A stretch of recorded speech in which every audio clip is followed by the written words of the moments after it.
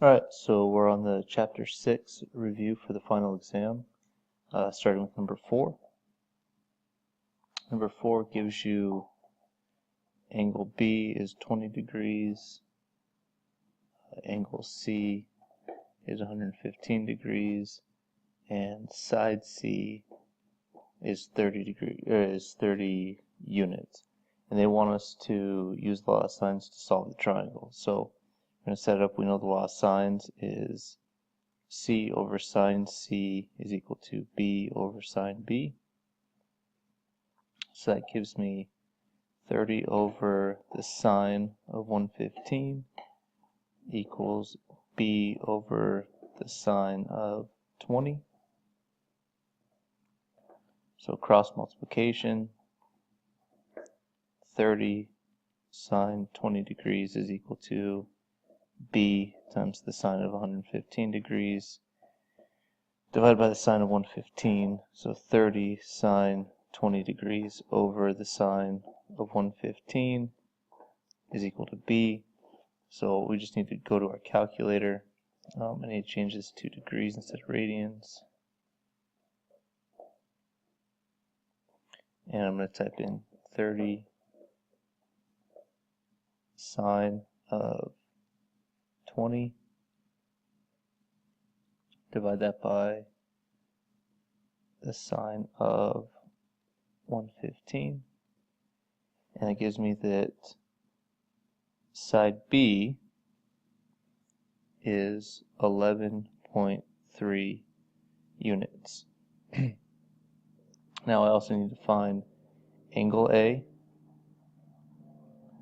and side A. So angle A is going to be really easy because I already have two other angles. So I just need to do 180 for the entire triangle minus 115 minus 20.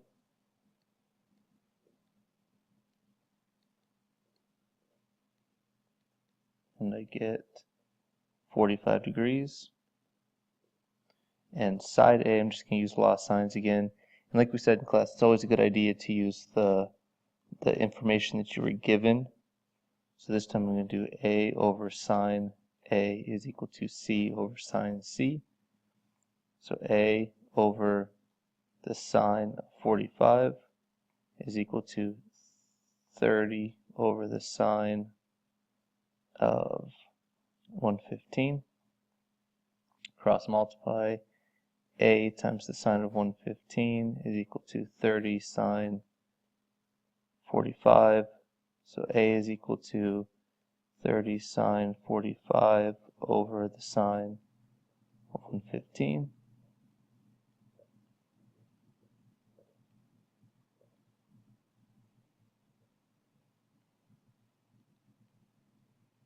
And I get that A is 23.4 units.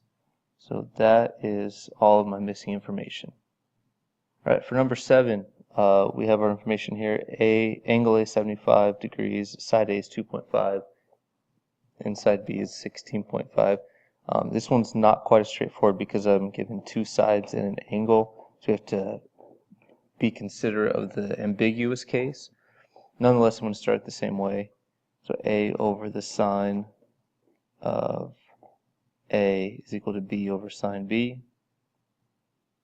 So that's going to give me 2.5 over the sine of 75 is equal to 16.5 over the sine of B. Cross multiply.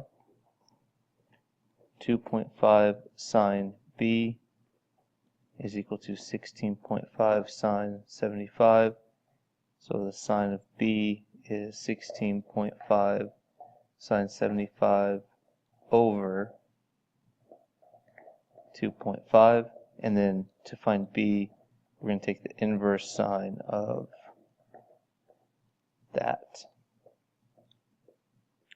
So the inverse sine of 16.5 sine of 75 divided by 2.5. And we get undefined. And the reason why, if we look at this, 16.5 sine of 75, that's 15.93.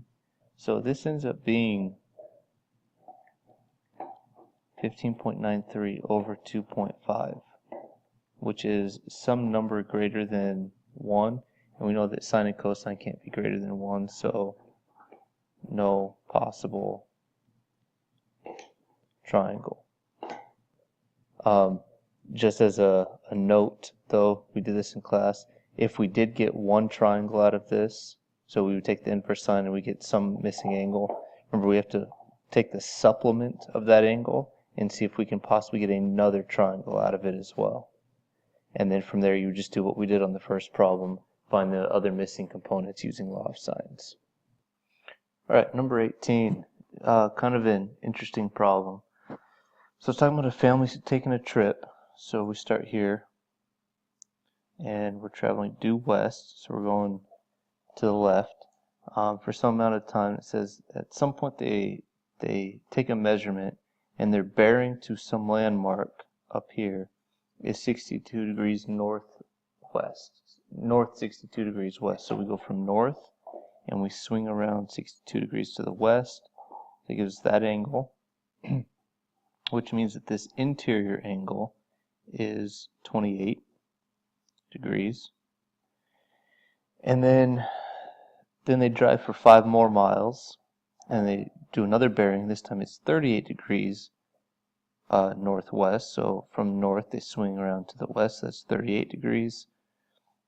And then it wants to know what is the closest the family will come to the landmark. So the closest it's going to come to the landmark is when they are directly below it, which is going to be 90 degrees away. So what we want to know is this value right there. So the way we're going to find that is we're going to have to use law of sines to find this missing length here, which I'll call L, and then use that, and then use law of sines again to find this missing length X. Now the good news is, because we drew a line due north here for this 38 degrees, and this is due south here, this angle is also 38 degrees. So we just have to set up law of sines a couple times, and we're all done. So to find L, we're going to have L over the sine of 28 degrees is equal to, we need this 5 miles, which is across from this unknown angle, which we can find, because this big angle is 90 plus 38. So 90 plus 38 is 128. So if I do 180 minus 128 minus 28 for the other angle, that leaves me with 24 degrees. So I've got L over the sine of 28 for this angle with this missing side, and then I'm going to have 5 over the sine of 24 degrees for my known information. Do my cross multiplication, and I'm going to get L equals 5 sine of 28 over the sine of 24.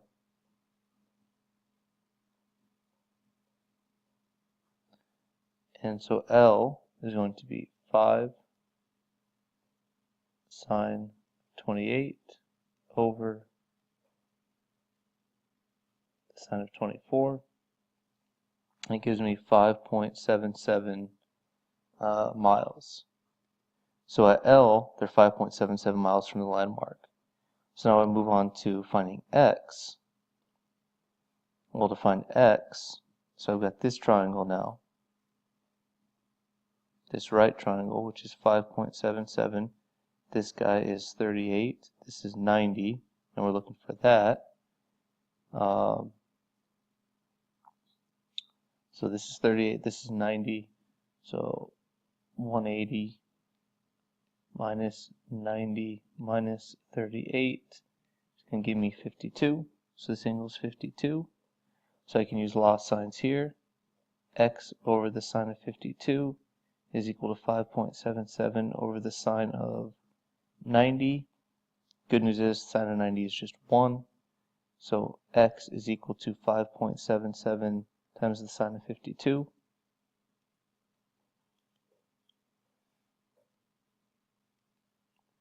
And I get 4.55 miles. Alright, so 33. So this one, we're given a parallelogram, and we're told that the diagonals are 16. So 16 this way, 10 this way, and that the angle between them is 28. So there's an obtuse angle and an acute. So if this is 28, this has to be 152. And it wants to know the size of each side length. So I've labeled them as x and y. So we're going to use law of cosines twice, once for each of the two triangles that we're making. So for this x triangle, you got something that looks kind of like that, 28 degrees. This guy right here is half of the small diagonal, so that's going to be 5. And this length along here is half of the big diagonal, which is 8. So we're going to use law of cosines, which is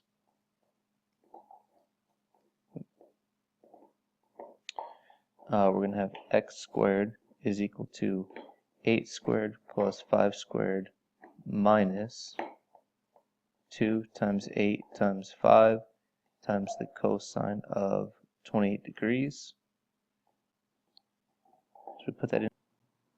Alright, so we're going to type that into the calculator. We get 8 squared plus 5 squared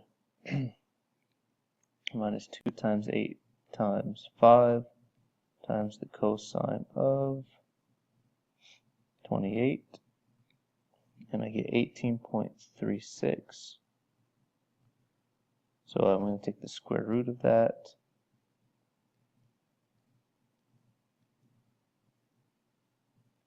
Actually should have taken the square root of the whole thing, so I'm going to put a little bit more stuff in there, and I should get x equals 4.29 feet. Alright, now I'm going to do the same thing for my y triangle. So that's going to look like, here's y, this angle is 152, the long side here is now my 8, this is my 5, set up the same way. Y squared is equal to 8 squared plus 5 squared minus 2 times 8 times 5 times the cosine of 152. So y squared is equal to, make my life easy, and just change this to 152. So you get y squared is 159.64. So y is equal to the square root of that number, which is 12.63 feet. And there's my second triangle. Alright, 56 and 58 are vectors. So 56, we're given that vector u is at 1, -8, and v is at 3, -2, and I need to calculate these four operations. So we simply just add the components together. So u plus v is just going to be 1 plus 3, which is 4, and -8 and -2 is -10. For b, u minus v will be 1 minus 3, which is -2, and -8 minus -2 is going to be -6. For c, it's 3 times the u vector, so it's going to be 3, -24.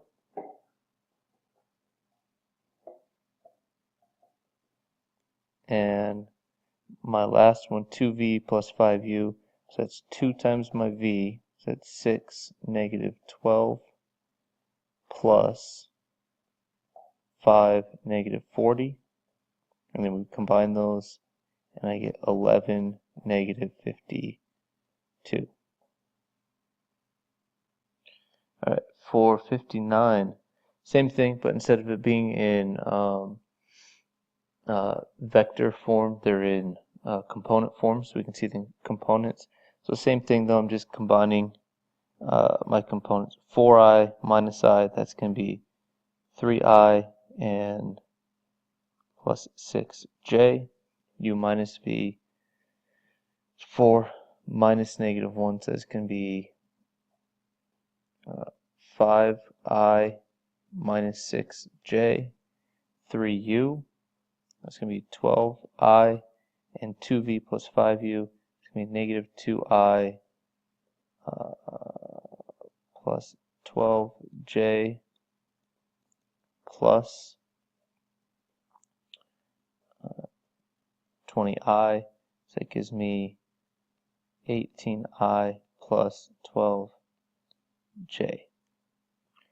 Alright, 66 needs to find the unit vector in the direction of this dude. So unit vector is pretty simple. You just take the actual vector, you multiply it by 1 over its magnitude.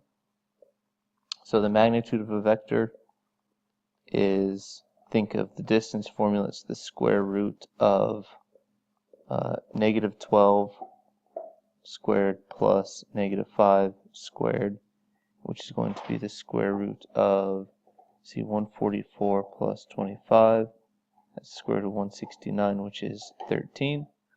So the unit vector is 1/13 times negative 12, negative 5. So this is acceptable. We could also write that as negative 12/13 and negative 5/13. And that is it. Right, number 90 gives us two vectors and it wants us to find the angle between them. The angle between them is written as the cosine of the angle is equal to the dot product over the magnitude of each vector separately. So the dot product, if we remember, is you just multiply the components and then add. So 3 times 4 is 12 plus 1 times 5 is 5 over magnitude. So the magnitude of u is the square root of 3 squared plus 1 squared. It's going to be radical 10. And the magnitude of v is the square root of 4 squared plus 5 squared, which is, let's see, 25 and 16. Should be 41. So the cosine of the angle is 12 plus 5 over radical 10 times radical 41. So the cosine of the angle is equal to, let's see, that's going to be 17 over radical 10,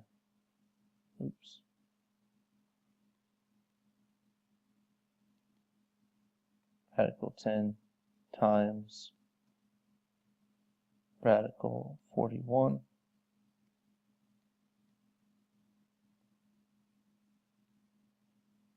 And I get 0.83957. So the angle itself is the inverse cosine of 0.83957. So the angle is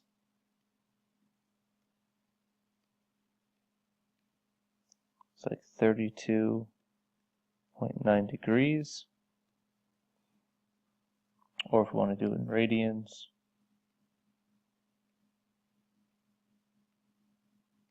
since it doesn't specify, that's going to be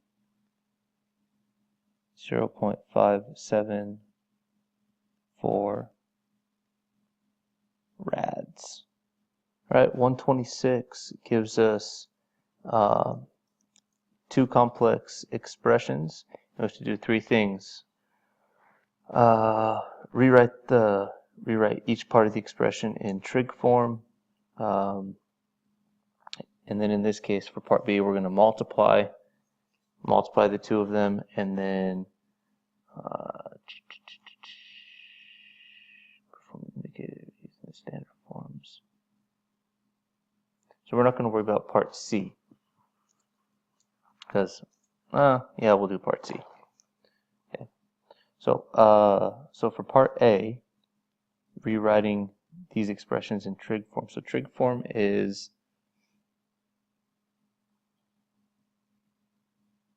it's r times cosine theta plus I sine theta.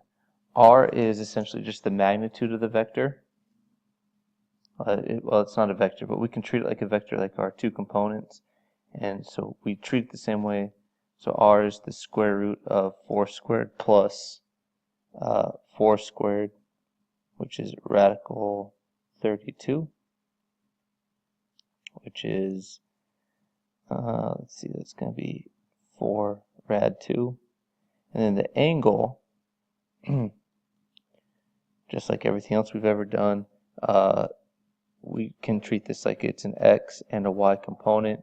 So we can take the tangent, and that's 4 over 4, which is 1. So the tangent of 1, since those are both positive, think of it as being in quadrant 1, that's going to be pi fourths. Do the same thing for the second vector.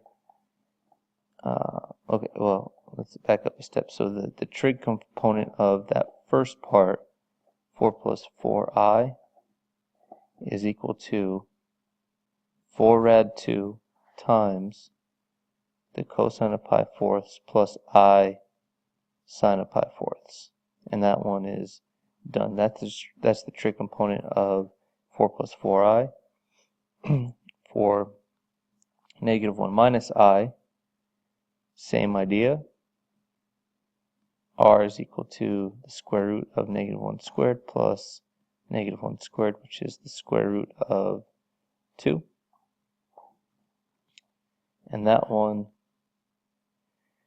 is tangent of negative 1 over negative 1, which is 1 again, but this time we're in quadrant 3. That's going to be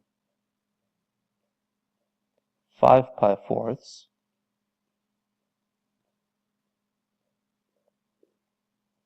So this one is rad 2 times the cosine of 5 pi fourths plus I sine of 5 pi fourths.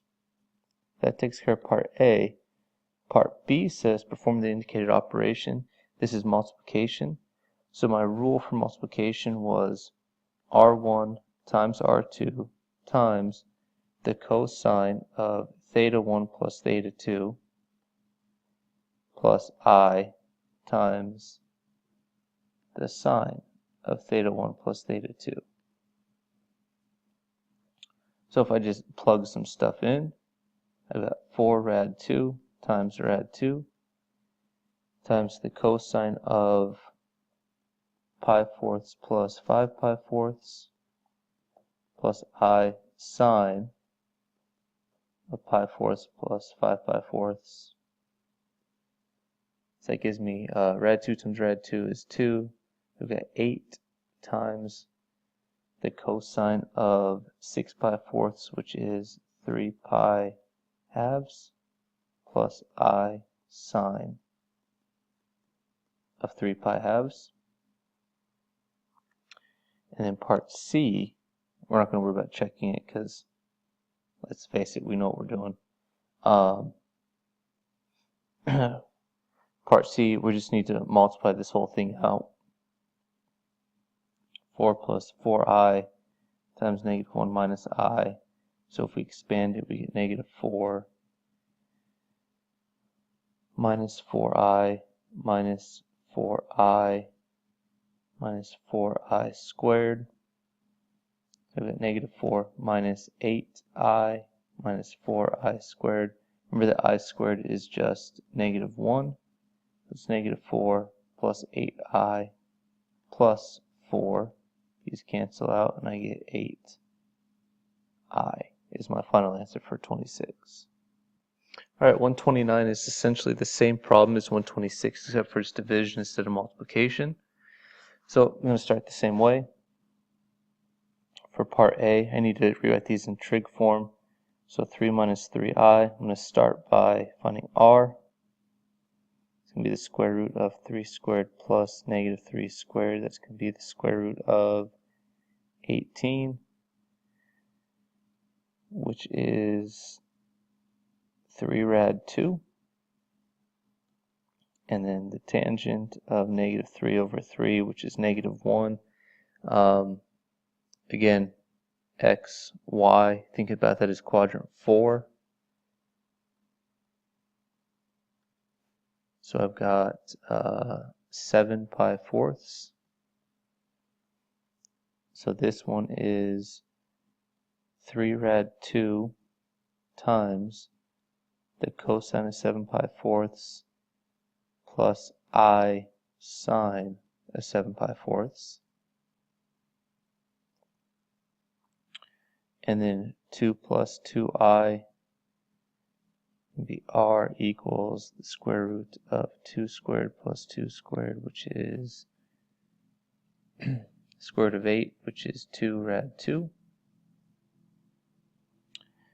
And the tangent is going to be 2 over 2, which is 1, which means the angle, because we're in quadrant 1, because everything is positive, is going to be pi fourths. So this one is 2 rad 2 times the cosine of pi fourths plus I times the sine of pi fourths.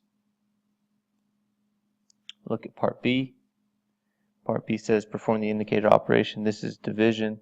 So this instead is going to be R1 over R2 times the cosine of theta 1 minus theta 2 plus I sine of theta 1 minus theta 2.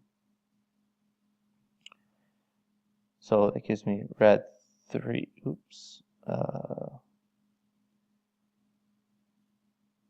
3 rad 2 over 2 rad 2 times the cosine of 7 pi fourths minus pi fourths plus I sine 7 pi fourths minus pi fourths.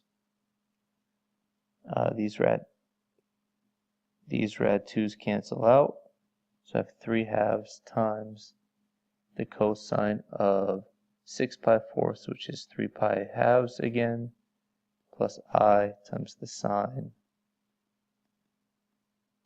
3 pi halves. And we're going to stop there. No, we won't. We'll go ahead and finish it. I doubt this part will be on the final, but we'll go ahead and do it anyway. So to divide these, we're just going to multiply by the conjugate.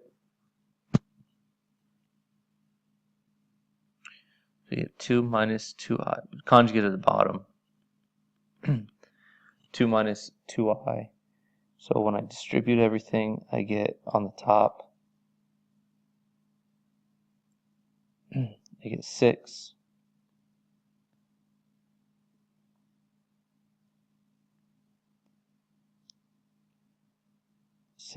Minus 6i minus 6i plus 6i squared.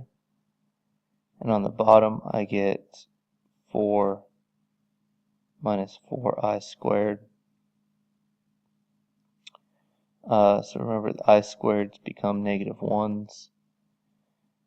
So I've got 6 minus 12i minus 6 over 4 plus 4.